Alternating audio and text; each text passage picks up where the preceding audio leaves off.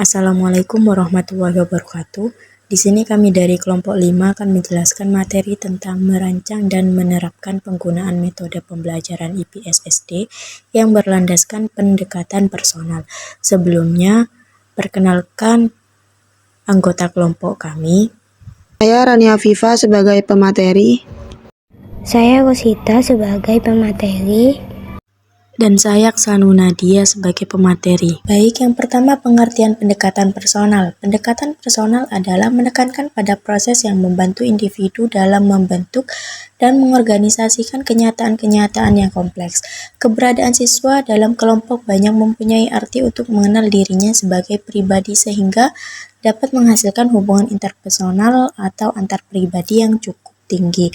Nah, melalui pendekatan personal ini, siswa diharapkan dapat melihat dan pribadi sebagai pribadi yang berada di tengah-tengah kelompok. Setiap individu mempunyai karakteristik yang berbeda satu sama lain. Oleh karena itu, perlu adanya sikap dan perlakuan yang berbeda kepada setiap individu. Baik, selanjutnya ada poin B, cara merancang penggunaan metode pembelajaran yang berdasarkan pendekatan personal. Salah satu metode pembelajaran yang berlandas pendekatan personal yang akan dipilih sebagai contoh adalah metode pertemuan kelas. Metode pertemuan kelas dilihat dari fokus pembicaraan dalam diskusi. Menurut Glaser dibedakan menjadi 3 tipe sebagai berikut. Yang pertama ada tipe pertemuan pemecahan masalah sosial. Yang kedua ada tipe pertemuan terbuka. Dan yang terakhir ada tipe pertemuan terarah dan terbuka. Selanjutnya ada langkah-langkah penerapan metode pertemuan kelas. Yang pertama ada menciptakan iklim yang mengundang keterlibatan. Selanjutnya ada menyajikan masalah untuk diskusi. Yang ketiga ada mengembangkan pertimbangan nilai pribadi. Dan yang keempat ada mengidentifikasi alternatif tindakan. Yang kelima ada merumuskan kesepakatan. Dan yang terakhir ada perilaku tindak lanjut. Selanjutnya menerapkan penggunaan metode pembelajaran IPS SD yang berlandaskan pendekatan modifikasi personal. Sebagai contoh kita ambil kurikulum sekolah dasar kelas 5 semester 2 sebagai berikut. 1. Kompetensi dasar. Contohnya kemampuan memahami perjuangan para tokoh dalam melawan penjajah dan tokoh-tokoh pergerakan nasional. Yang kedua, pokok bahasan atau materi pokok. Contohnya perjuangan melawan penjajah dan pergerakan nasional Indonesia. Yang ketiga, hasil belajar. Contohnya, mengidentifikasi tokoh-tokoh penting pergerakan nasional dan tokoh-tokoh pejuang setempat. Yang keempat, indikator. Contohnya, membuat ringkasan riwayat hidup tokoh-tokoh penting pergerakan nasional. Setelah guru memahami hal-hal di atas, maka langkah selanjutnya adalah sebagai berikut ini. Yang pertama, menciptakan iklim yang mengundang keterlibatan.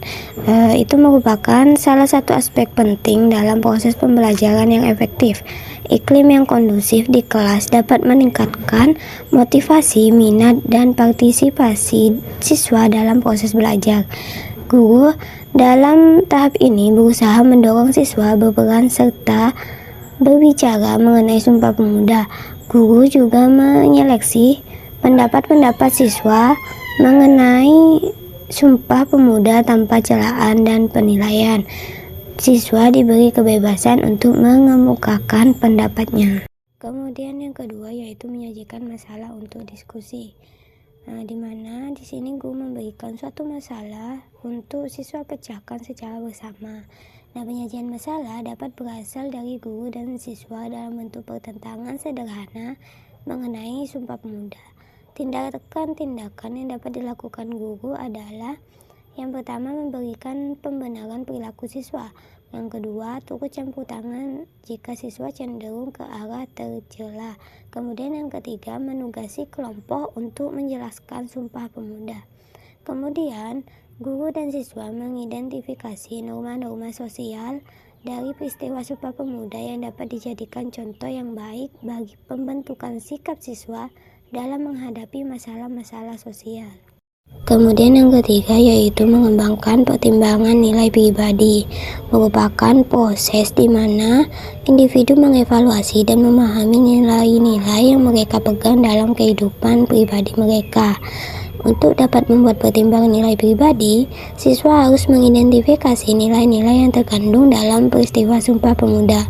Nah, nilai-nilai tersebut adalah sebagai berikut. 1. Nilai kebersamaan untuk mencapai tujuan luhur. 2. Nilai persatuan dan kesatuan bangsa. 3. Nilai kebulatan tekad untuk mencapai kemerdekaan. 4. Nilai menghargai pendapat dan karya orang lain.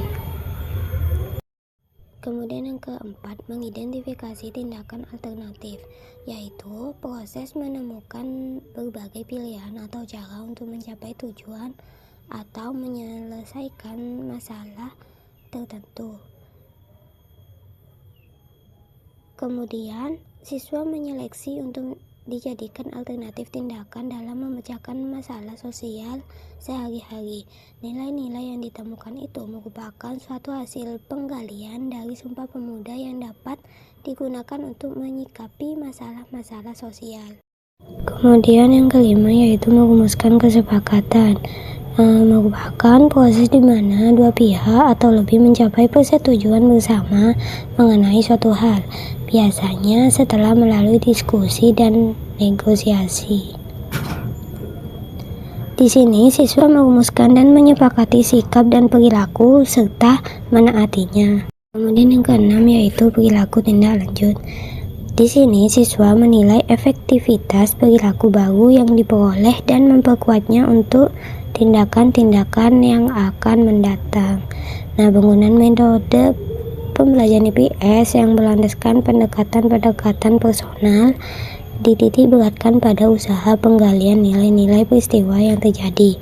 Kemudian, siswa menyeleksi dan mencoba untuk menerapkannya dalam menyikapi masalah sosial yang ada.